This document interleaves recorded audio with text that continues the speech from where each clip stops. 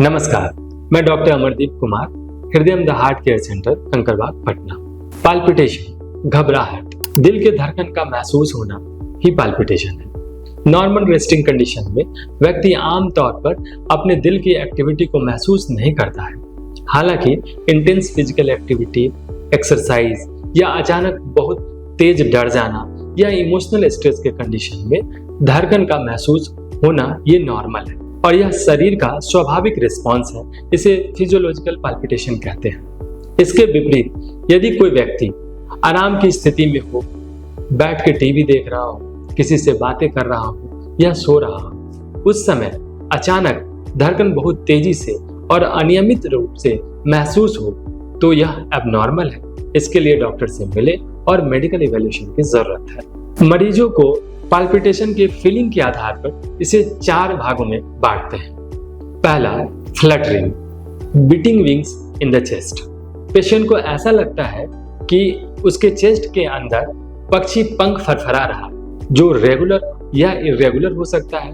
बहुत तेज heart beat होता है, अचानक शुरू होता है और अचानक बंद हो जाता है।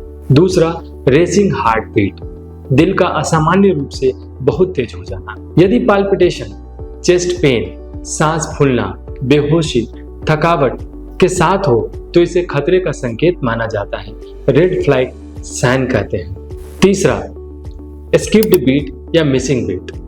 मरीज को लगता है कि दिल एक पल के लिए रुक गया है और फिर अचानक एक तेज झटका लगा। नॉर्मल हार्ट बीट में यह बीच बीच में कभी होता है, अचानक शुरू होता है, अचानक बंद होता है। जब व्यक्ति आराम की स्थिति में होता है तब उसे यह फील होता है। व्यस्त कंडीशन में उस पे उसका ध्यान ही नहीं जाता है। यह प्रीमेच्योर वेंट्रिकुलर कॉन्ट्रैक्शन या प्रीमेच्योर एट्रियल कॉन्ट्रैक्शन के कारण होता है, जो समय से पहले आने वाला एक्स्ट्रा बीट है। आमतौर पर इसमें कोई गंभीर लक्षण नहीं होता है। चौथा, anxiety related pounding heartbeat. यह स्ट्रेस, एंजाइटी और पैनिक अटैक के समय होता है। दिल का जोर जोर से धड़कना, घबराहट और बेचैनी होना, हाथ और पैर और फेस में झंझनाहट होना, तेज तेज सांस चलना इसके साथ एसोसिएटेड होता है। इसमें हल्की तेज रफ्तार का रेगुलर हार्ट बीट्स होता है, जो धीरे धीरे शुरू होता है और धीरे धीरे खत्म होता है। पाल्पिटेशन के मुख्य कारण, जो फर्स्ट और बहुत ही इंपॉर्टेंट कारण है, वो कार्डियक कॉज है। इसमें 3 आते हैं। पहला, कार्डियक एरिथमिया।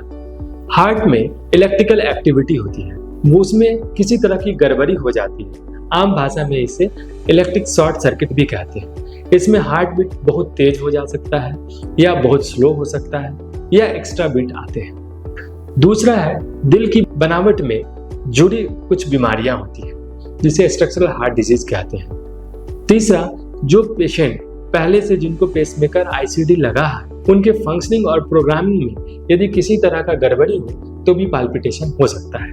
मानसिक और घबराहट से जुड़े कारणों के कारण पाल्पिटेशन होता है। Stress, anxiety, depression, panic attack के कंडीशन में। तीसरा है, सिस्टमिक कॉज। थायराइड ग्लैंड के हाइपर एक्टिव होने से, जैसे हाइपरथायराइडिज्म के कंडीशन में, हीमोग्लोबिन का लेवल ब्लड में कम होने से, ग्लूकोज का लेवल ब्लड में कम होने से, हाइपोग्लाइसीमिया के कंडीशन में भी पाल्पिटेशन हो सकता है। फीवर के कंडीशन में पाल्पिटेशन होता है। चौथा, दवाओं और नशीले पदार्थों के कारण। अस्थमा में यूज होने वाले इनहेलर जैसे साल्ब्यूटामोल, टर्ब्यूटालिन, इसके कारण से भी पाल्पिटेशन होता है। कुछ लोग जो बीटा ब्लॉकर पे हैं और अचानक बीटा ब्लॉकर बंद कर देते हैं, जिसके कारण से रिबाउंड टैकीकार्डिया होता है और उससे भी पाल्पिटेशन फील होता है। कुछ मेडिसिन सर्दी खांसी की भी होती है, जिसमें पाल्पिटेशन होता है। कोकेन, कैफीन, निकोटीन, इस सब से भी पाल्पिटेशन होता है। डायग्नोसिस के लिए पहला टेस्ट है इलेक्ट्रोकार्डियोग्राम। इलेक्ट्रोकार्डियोग्राम करना बहुत ही इंपॉर्टेंट टेस्ट है। यदि पाल्पिटेशन के समय इलेक्ट्रोकार्डियोग्राम करते हैं तो पाल्पिटेशन का एक कारण पता चलता है कि किस कारण से पाल्पिटेशन हो रहा है। यदि पाल्पिटेशन के समय ईसीजी ना हो तो कम से कम इतना पता चलता है यह ईसीजी नॉर्मल है या किसी दूसरी बीमारी का संकेत इसमें दिखता है। दूसरा टेस्ट है एम्बुलेटरी ईसीजी मॉनिटरिंग। जब इलेक्ट्रोकार्डियोग्राम ईसीजी नॉर्मल आता है तो हम लोग एम्बुलेटरी ईसीजी मॉनिटरिंग करते हैं। यह डिपेंड करता है कि पाल्पिटेशन की फ्रीक्वेंसी कितनी है। यदि पाल्पिटेशन एक दिन या दूसरे दिन या अल्टरनेट 1-2 दिन छोड़कर भी आ रहा है तो होल्टर मॉनिटरिंग करते हैं। होल्टर मॉनिटरिंग हम लोग 7 डेज तक का कर सकते हैं। दूसरा है, यदि फ्रीक्वेंसी, जो पाल्पिटेशन की फ्रीक्वेंसी है वो 1 सप्ताह के बाद आती है, कभी कभी 2 सप्ताह पे आ रही है, 3 सप्ताह पे आ रही है, तो उस कंडीशन में एक्सटर्नल लूप रिकॉर्डर यूज करते हैं। जब इसकी फ्रीक्वेंसी 1 महीने के से ज्यादा हो और या इनफ्रीक्वेंट हो, उस कंडीशन में ILR implantable loop recorder use करते हैं। एकोकार्डियोग्राम जो टेस्ट करते हैं, जो कि स्ट्रक्चरल डिफेक्ट और हार्ट का फंक्शन को जानने के लिए करते हैं। तीसरा टेस्ट है लैब टेस्ट।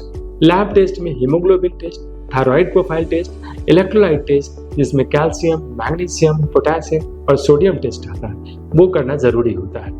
कुछ सिचुएशन में EP स्टडी, इलेक्ट्रोफिजियोलॉजिकल स्टडी की भी जरूरत पड़ती है। और स्मार्ट वॉच जो FDA अप्रूव्ड है, उसका भी यूज हम लोग करते हैं पाल्पिटेशन का पता लगाने के लिए। हाई रिस्क पेशेंट वैसे होते हैं जिन्हें पहला पाल्पिटेशन के साथ red flag sign, red flag sign means chest में पेन हो, सांस लेने का तकलीफ हो, चक्कर आए, बेहोशी हो या थकावट महसूस हो। दूसरा, फैमिली में सडन कार्डियक डेथ का हिस्ट्री हो, पर्टिकुलरली 40 साल से कम की उम्र का। तीसरा, पेशेंट को पहले हार्ट अटैक हुआ हो या कोरोनरी आर्टरी डिजीज हो या हार्ट फेलियर हो या इजेक्शन फ्रैक्शन 35% से कम हो, या पाल्पिटेशन नींद के दौरान आए या कोई स्ट्रेनस फिजिकल एक्टिविटी के दौरान उसको पाल्पिटेशन फील हो। इन सारे पेशेंट को हाई रिस्क पेशेंट कहते हैं। इस तरह के पेशेंट को तुरंत डॉक्टर से मिलना चाहिए, हॉस्पिटलाइजेशन होना चाहिए और उसका फर्दर इवैल्यूएशन होना चाहिए। पाल्पिटेशन एक कॉमन प्रेजेंटेशन है। प्राइमरी गोल होता है एरिथमिया को रूल आउट करना और हाई रिस्क पेशेंट को आइडेंटिफाई करना। हर पाल्पिटेशन एरिथमिया नहीं होता है, लेकिन हर लगातार होने वाले पाल्पिटेशन के लिए क्लिनिकल इवैल्यूएशन की जरूरत है। धन्यवाद।